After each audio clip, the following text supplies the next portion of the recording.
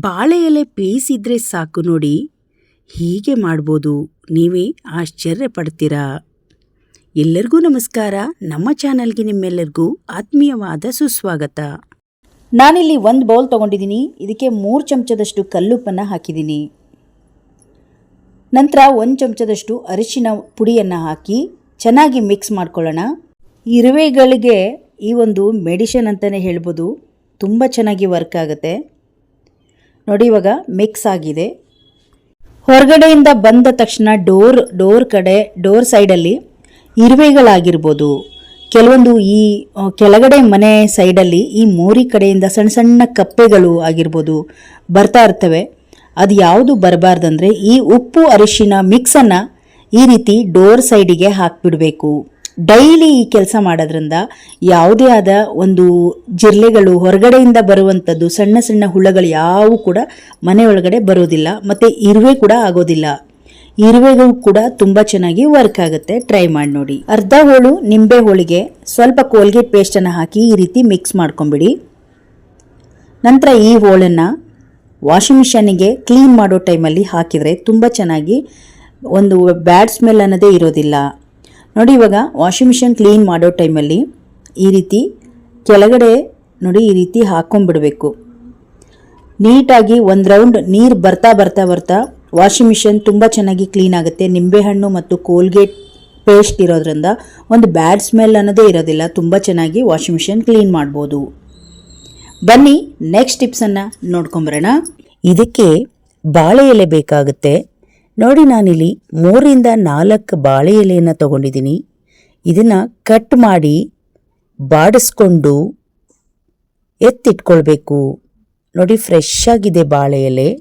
Cut ಮಾಡಿ ಬಾಡಿಸ್ಕೊಂಡು ಬಿಡಬೇಕು. ಈಗ ಮಾಡುವ ವಿಧಾನ ನೋಡೋಣ.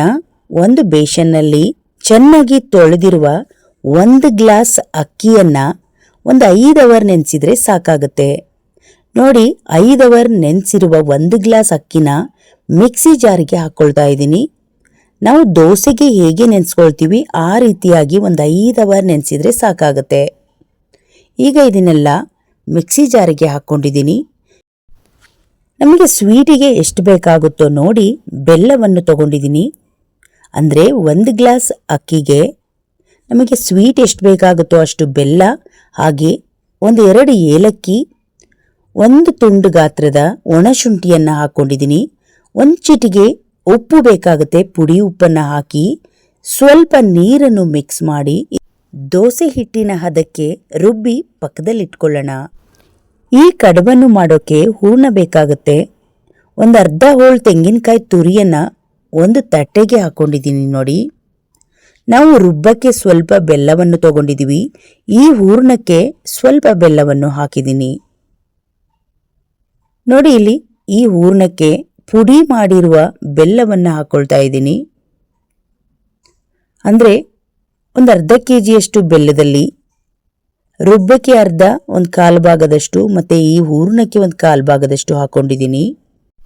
ಚೆನ್ನಾಗಿ ಈ ರೀತಿಯಾಗಿ ಕೈಯಿಂದ ಮಿಕ್ಸ್ ಮಾಡಿ ಇದನ್ನು ಪಕ್ಕದಲ್ಲಿ ಇಟ್ಕೊಳ್ಳೋಣ. ಈಗ ನಾವು ಹಿಟ್ಟನ್ನು ರೆಡಿ ಮಾಡ್ಕೊಳ್ಳೋಣ. ದಪ್ಪ ತೆಳ್ಳದ ಅಗಲವಾದ ಪಾತ್ರೆಯನ್ನು ಸ್ಟವ್ ಮೇಲೆ ಇಟ್ಕೊಂಡಿದ್ದೀನಿ.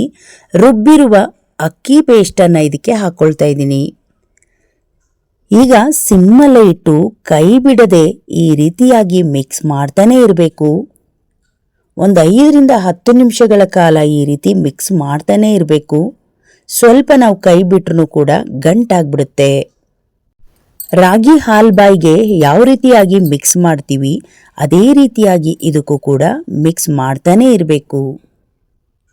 ಇದೇ ರೀತಿ ಒಂದು 10 ನಿಮಿಷಗಳ ಕಾಲ ಚೆನ್ನಾಗಿ ಮಿಕ್ಸ್ ಮಾಡ್ತಾ ಮಾಡ್ತಾ ಸ್ವಲ್ಪ ಸ್ವಲ್ಪ ಗಂಟಾಗಿ ಬರುತ್ತೆ. ಅಂದರೆ ಹಿಟ್ಟು ರೆಡಿ ಆಗ್ತಾ ಹೋಗುತ್ತೆ ನೋಡಿ. ಇನ್ನು ಮಿಕ್ಸ್ ಮಾಡ್ತಾನೆ ಇದ್ದೀನಿ. ಈಗ ಸ್ವಲ್ಪ ಪ್ರಮಾಣದಲ್ಲಿ ಇದು ಗಟ್ಟಿಯಾಯಿತು ನೋಡಿ. ಒಂದು 5 ನಿಮಿಷ ಆದಮೇಲೆ ಈ ರೀತಿ ಸ್ವಲ್ಪ ಸ್ವಲ್ಪ ಗಟ್ಟಿ ಆಗ್ತಾ ಇದೆ. ಇದನ್ನು ಮಾತ್ರ ತುಂಬ ಪೇಷನ್ಸಿಂದ ಗಮನವಿಟ್ಟು ಮಾಡಬೇಕಾಗುತ್ತೆ. ನಂತರ ನೋಡಿ ಈ ರೀತಿಯಾಗಿ ಗಟ್ಟಿಯಾಗುತ್ತೆ. ಒಂದು ಕೋಲಿನ ಮುದ್ದೆ ತಿರುವ ಕೋಲಲ್ಲಿ ಈ ರೀತಿ ಚೆನ್ನಾಗಿ ಮಿಕ್ಸ್ ಮಾಡ್ತಾ ಮಾಡ್ತಾ ನೋಡಿ ಹಿಟ್ಟೆಲ್ಲ ಗಟ್ಟಿಯಾಯಿತು. ಈ ಸಮಯದಲ್ಲಿ 1 ಚಮಚದಷ್ಟು ತುಪ್ಪನ ಹಾಕ್ಕೊಳ್ತಾ ಇದ್ದೀನಿ. ತುಪ್ಪ ಹಾಕೋದ್ರಿಂದ ಹಿಟ್ಟು ತುಂಬ ಚೆನ್ನಾಗಿ ರುಚಿ ಕೊಡುತ್ತೆ. ತುಪ್ಪ ಹಾಕಿರೋದ್ರಿಂದ ಕಡುಬು ಮಾಡುವಾಗ ಕೈಗೆ ಅಂಟದೆ ತುಂಬ ಚೆನ್ನಾಗಿ ಬರುತ್ತೆ. ಇವಾಗ ನೋಡಿ ಚೆನ್ನಾಗಿ ಮಿಕ್ಸ್ ಮಾಡ್ಕೊಂಡಿದ್ದೀನಿ. ಈಗ ಸ್ಟವನ್ನು ಆಫ್ ಮಾಡಿಕೊಂಡು ನೋಡಿ ಈ ರೀತಿ ಕೈಯಲ್ಲಿ ಮುಟ್ಟಿದ್ರೆ ನಮಗೆ ಗೊತ್ತಾಗ್ಬಿಡುತ್ತೆ ಚೆನ್ನಾಗಿ ಬೆಂದಿದೆ ಅಂತ. ಈಗ ನಮ್ಮ ಕಡುಬಿಗೆ ಬೇಕಾಗುವ ಹದ ರೆಡಿ ಆಯಿತು. ಬಾಳೆ ಎಲೆನ ಈ ರೀತಿಯಾಗಿ ಬಾಡಿಸ್ಕೊಂಡ್ಬಿಡೋಣ. ಸಣ್ಣ ಸಣ್ಣದಾಗಿ ಕಟ್ ಮಾಡಿ ಎಲೆನ ಚೆನ್ನಾಗಿ ಒರೆಸ್ಬಿಟ್ಟು ಈ ರೀತಿ ಬಾಡಿಸ್ಕೊಳ್ತಾ ಇದ್ದೀನಿ. ನಾವು ಕಡುಬು ರೆಡಿ ಮಾಡೋದಕ್ಕಿಂತ ಮೊದಲು ಈ ರೀತಿಯಾಗಿ ಬಾಳೆ ಎಲೆನ ರೆಡಿ ಮಾಡ್ಕೊಳ್ಬೇಕು. ನೋಡಿ ಬಾಳೆ ಎಲೆ ರೆಡಿ ಇದೆ, ಹಿಟ್ಟು ರೆಡಿ ಇದೆ. ಬನ್ನಿ ಇವಾಗ ಕಡುಬನ್ನು ರೆಡಿ ಮಾಡ್ಕೊಳ್ಳೋಣ. ಈಗ ಹೂರಣವನ್ನು ಪ್ಲೇಟಿಗೆ ಹಾಕ್ಕೊಳ್ತಾ ಇದ್ದೀನಿ. ಈಗ ನೋಡಿ 1 ಪೀಸ್ ಬಾಳೆ ಎಲೆ ತೊಗೊಂಡಿದ್ದೀನಿ. ಇದರಲ್ಲಿ 2 ಕಡುಬನ್ನು ನಾವು ಮಾಡ್ಬೋದು. ಇದ್ರ ಮಧ್ಯಭಾಗದಲ್ಲಿ 1 ಪೀಸ್ ಕಟ್ ಮಾಡ್ಕೊಂಡ್ಬಿಡ್ಬೇಕು. ಎಲೆ ಬಾಡಿಸಿದ ಮೇಲೆ ನೀಟಾಗಿ ಎಲೆ ಕಟ್ಟಾಗುತ್ತೆ, ಸ್ವಲ್ಪ ಕೂಡ ಹರಿದೋಗೋದಿಲ್ಲ.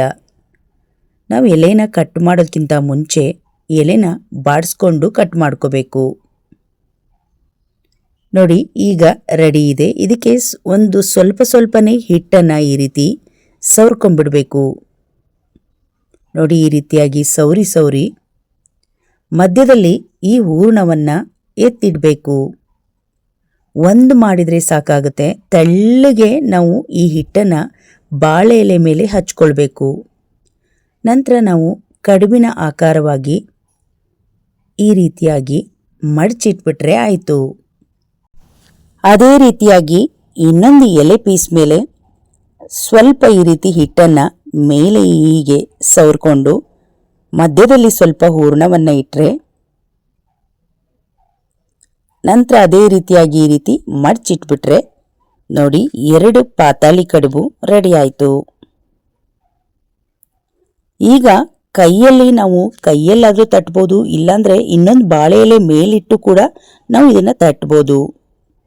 2 ರೀತಿಯಾಗಿ ಸುಲಭ ಮಾಡ್ಕೋಬೋದು. ಇದನ್ನು ತೆಳುವಾಗಿ ಬರುತ್ತೆ. ಸ್ವಲ್ಪ ಹಿಟ್ಟನ್ನು ಮೇಲೆ ಒಂದು ಬಾಳೆ ಎಲೆ ಹಾಕ್ಬಿಟ್ಟು ಕೂಡ ನಾವು ತಟ್ಟಿ ಈ ರೀತಿ ಹೂರಣವನ್ನು ಇಟ್ಟು ಕೂಡ ನಾವು ಮಾಡ್ಕೊಳ್ಬೋದು. ಇದಕ್ಕೆ ನೋಡಿ ಉಲ್ಟಾ ಸವರ್ಬಿಟ್ಟು ಸ್ವಲ್ಪ ತುಪ್ಪವನ್ನು ಸವರ್ಕೊಳ್ತಾ ಇದ್ದೀನಿ. ಮಧ್ಯದಲ್ಲಿ ಒಂದು ಉಂಡೆ ಅಂದರೆ ಹಿಟ್ಟಿನ ಕಣಕವನ್ನು ತಗೊಂಡು ಈ ರೀತಿ ಬಾಳೆ ಎಲೆ ಮೇಲೆ ಸವರ್ಕೊಂಡು ಹಾಕೊಳ್ತಾ ಇದ್ದೀನಿ. ನಾವು ಇದನ್ನು ಹಲವಾರು ವಿಧದಲ್ಲಿ ಮಾಡ್ಕೊಳ್ಬೋದು. ಸ್ವಲ್ಪ ತುಪ್ಪ ಹಾಕೋದ್ರಿಂದ ರುಚಿ ಚೆನ್ನಾಗಿರುತ್ತೆ ಅಂತ ತುಪ್ಪ ಹಾಕಿದ್ದೀನಿ. ಇವಾಗ ಎಲ್ಲ ಕಡುಬು ರೆಡಿ ಇದೆ. ಇಡ್ಲಿ ಕೆಳಗಡೆ ಸ್ವಲ್ಪ ನೀರನ್ನು ಹಾಕಿ ಹಬೆ ಮಾಡ್ಕೊಂಡ್ಬಿಡೋಣ. ನೋಡಿ ಈ ರೀತಿಯಾಗಿ ಒಂದು 10ರಿಂದ 20 ನಿಮಿಷಗಳ ಕಾಲ ಈ ಕಡುಬು ಬೆಂದ್ರೆ ಸಾಕಾಗುತ್ತೆ. ಹಬೆಯಲ್ಲಿ ಬೇಯಿಸ್ಕೊಬರ್ಬೇಕು. ನೋಡಿ ಎಲ್ಲ ಕಡುಬನ್ನು ಹಾಕ್ಕೊಳ್ತಾ ಇದ್ದೀನಿ. ಇದೇ ರೀತಿಯಾಗಿ ನೀವು ಇಟ್ಟರೆ ಸಾಕಾದ್ರೆ ಮೇಲೆ ಇಟ್ಟರೆ ಸಾಕಾಗುತ್ತೆ. ಈಗ ಒಂದು 20 ನಿಮಿಷಗಳ ಕಾಲ ಚೆನ್ನಾಗಿ ಬೇಯಿಸಿದ ಮೇಲೆ ಇವಾಗ ನೋಡಿ ಓಪನ್ ಮಾಡ್ಕೊಳ್ತಾ ಇದ್ದೀನಿ. 20 ನಿಮಿಷ ಆಗಿದೆ.